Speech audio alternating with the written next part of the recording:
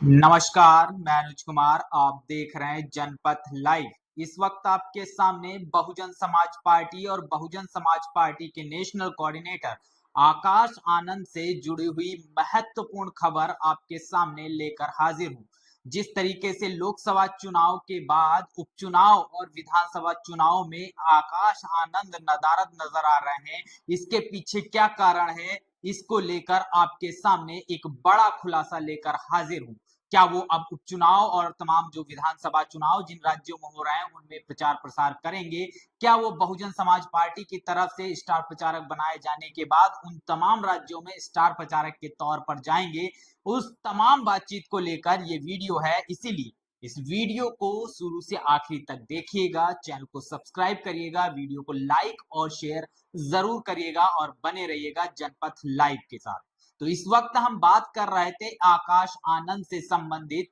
कि वो चुनाव में प्रचार प्रसार करेंगे या ना करेंगे, क्या कुछ हो रहा है उपचुनाव में, आकाश आनंद मैदान में क्यों नहीं आ रहे हैं, विधानसभा चुनाव में आकाश आनंद नजर क्यों नहीं आ रहे हैं। तो जिस तरीके से आपने देखा, जो हरियाणा का विधानसभा चुनाव हुआ, उस विधानसभा चुनाव में आकाश आनंद ने पूरे दमखम के साथ उस चुनाव को लड़ा और लड़ने के बाद जिस तरीके से आपने देखा, बहुजन समाज पार्टी को एक अच्छा जनाधार हरियाणा के अंदर मिलता हुआ नजर आया, लेकिन वो जनाधार किसी भी सीट में कन्वर्ट नहीं हो पाया। हरियाणा चुनाव के बाद उत्तर प्रदेश के उपचुनाव और तमाम राज्यों के विधानसभा चुनाव की घोषणा हुई, जिसमें दिल्ली, झारखंड और इन तमाम राज्यों के चुनाव की घोषणा हुई।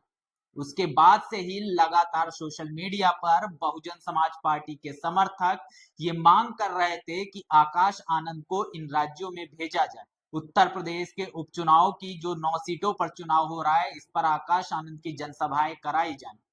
लेकिन जिस तरीके से दिल्ली से एक बड़ी खबर निकल कर आई कि आकाश आनंद जिस तरीके से मीडिया को लेकर काम कर रहे थे, उसको लेकर जब बसपा सुप्रीमो ने बसपा के तमाम वरिष्ठ पदाधिकारियों से बातचीत की, तो उन पदाधिकारियों ने साफ तौर पर यह मना कर दिया कि social media Bahujan Samaj party के लिए किसी भी तरीके से उपयोगी नहीं है। और उसके बाद से ही आकाश आनंद की तमाम राजनीतिक गतिविधियां शून्य हैं। आप सभी जानते हैं, बसपा में अगर कोई राजनेता कुछ बोल रहा है, कोई चुनाव प्रचार प्रसार कर रहा है या कोई भी काम हो रहा है, तो वो बिना बसपा सुप्रीमो के नहीं हो सकता। ऐसे में आकाश आनंद आज अगर चुप हैं, तो इसके पीछे कहीं ना कहीं एक बड़ा हाथ बसपा सुप्रीमो का भी है। जिस तरीके से आपने देखा, चुनाव के दौरान चुनाव प्रचार प्रसार कर रहे थे, लेकिन जब उसके बारे में ही बसपा सुप्रीमो ने उन पदाधिकारियों से फीडबैक लिया, तो उन्होंने उसको पूरी तरीके से नकार दिया और ये कहा, बसपा चुनाव प्रचार प्रसार के लिए ये जो सोशल मीडिया है, ये जो तमाम तंत्र है, ये बसपा के लिए उपयोगी नहीं है और ये कहीं ना कहीं बसपा के लिए घातक साबित होगा। और इसीलिए आकाश आनंद को उस तमाम मूवमेंट से अलग कर दिया गया। और जिसके बाद आकाश आनंद आपको ना तो उत्तर प्रदेश के चुनाव को लेकर, ना ही किसी भी सामाजिक मुद्दे को लेकर और ना ही किसी भी इंटरव्यू और तमाम चीजें जो होती हैं उनको लेकर नजर आ रहे होंगे। आकाश आनंद को तमाम चुनावी जो प्रक्रियाएं हो रही हैं या बहुजन समाज पार्टी के तमाम जो भार दिए गए थे, कहीं ना कहीं उनसे दरकिनार किया गया है। पीछे की खबर क्या है, ये तो बसपा सुप्रीमो मायावती और अंदर की खबर वो जान सकती हैं, लेकिन जिस तरीके से आप सभी जानते हैं कि बसपा में अगर आकाश आनंद कुछ नहीं कर रहे हैं, तो इसके पीछे कहीं ना कहीं कोई ना कोई बड़ा कारण होगा। आपने देखा, जब आकाश आनंद को लोकसभा चुनाव के बाद पार्टी के तमाम पदों से मुक्त कर दिया गया था, उसके बाद आकाश आनंद की शैली यही शैली थी। जब वो ना तो कोई ट्वीट कर रहे थे, ना किसी मुद्दे पर बोल रहे थे और ना बहुजन समाज पार्टी के किसी कार्यक्रम में आपको नजर आ रहे थे, उसी तरीके का जो अभी का जो माहौल है आकाश आनंद को लेकर, वही माहौल नजर आता हुआ दिखाई दे रहा है। और आकाश आनंद ना तो किसी सामाजिक मुद्दे पर बोल पा रहे हैं, ना ही आकाश आनंद कोई ट्वीट कर रहे हैं, ना ही आकाश आनंद किसी भी तरीके के किसी भी कार्यक्रम, ना दिल्ली का जो कार्यक्रम है, दिल्ली का भार सौंपा गया था आकाश आनंद को, वहां भी आकाश आनंद नहीं है। आकाश आनंद की जगह वहां पर मायावती जी ने अपने 5 विश्वस्त रत्नों को लगाया है और वही रत्न इनमें ही वही रत्न है जिन्होंने बसपा सुप्रीमो मायावती जी को ये फीडबैक दिया था कि बसपा के लिए सोशल मीडिया उपयोगी नहीं है या सोशल मीडिया से बसपा का जनाधार नहीं बढ़ाया जा सकता। और ऐसे में आकाश आनंद का शांत बैठना और उन पांच लोगों का 5 से 6 लोगों का लगातार दिल्ली के अंदर चुनाव की तैयारी करना और सोशल मीडिया से दूरी बनाना कहीं ना कहीं बड़ी खबर निकल कर आ रही है। जिस तरीके से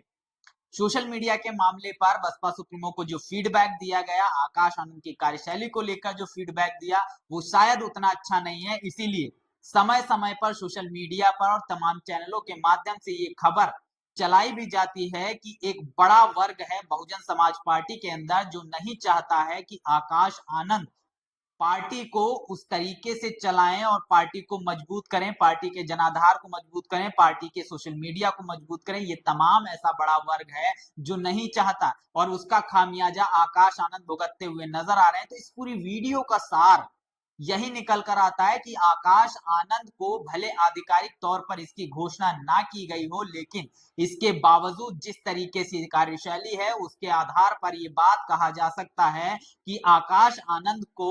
अभी चुनाव में उस तरीके से किसी भी तरीके की प्रचार प्रसार और उसके मजबूती से दरकिनार किया गया है, उससे उन्हें अलग किया गया है, उन्हें बिठा दिया गया है। अब ऐसे में जिन लोगों ने फीडबैक दिया था वो दिल्ली के अंदर हैं, दिल्ली मजबूत कर रहे हैं, कैडर कैंप चला रहे हैं, लोगों के बीच में जाते हुए नजर आ रहे हैं। अब देखना ये होगा कि वो लोग दिल्ली को कितना मजबूती से लड़ते हैं।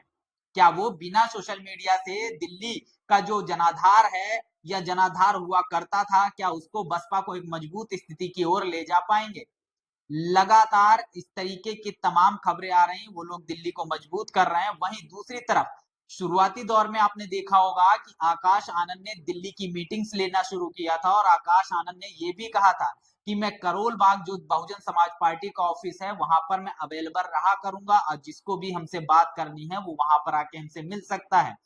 अपने सुझाव दे सकता है, पार्टी के पक्ष को कैसे मजबूत किया जाए इस पर सुझाव दे सकता है। लेकिन जिस तरीके से हरियाणा चुनाव के बाद जो कुछ हुआ उससे साफ तौर पर यह साबित होता है कि आकाश आनंद को अभी पार्टी की जो तमाम कार्यभार था उनसे कहीं ना कहीं हटाया गया है। इस वजह से शायद आकाश आनंद आज शांत है, लेकिन सोशल मीडिया पर आकाश आनंद की मांग हो रही है तो उन लोगों को भी आकाश आनंद के कार्यशैली पर ध्यान देना चाहिए। लोकसभा चुनाव के बाद जिस तरीके से आकाश आनंद को बिठा दिया गया था उसी तरीके से बसपा सुप्रीमो को एक नेगेटिव फीडबैक आकाश आनंद के बारे में दिया गया, जिसके बाद आकाश आनंद को शायद तमाम कार्यभार से, तमाम एक्टिव राजनीति से अलग कर दिया गया है, उन्हें बिठा दिया गया है। अब देखना यह है कि आकाश आनंद कब एक्टिव होते हैं या फिर जिस तरीके से बहुजन समाज पार्टी रसातल में जा रही है और ये वही लोग हैं जो बहुजन समाज पार्टी की मुखिया को लगातार गलत फीडबैक देते हैं, नेगेटिव फीडबैक देते हैं और जिसकी वजह से कहीं ना कहीं देखा जाए बहुजन समाज पार्टी दिन ब दिन कमजोर होती हुई जा रही है। और ऐसे में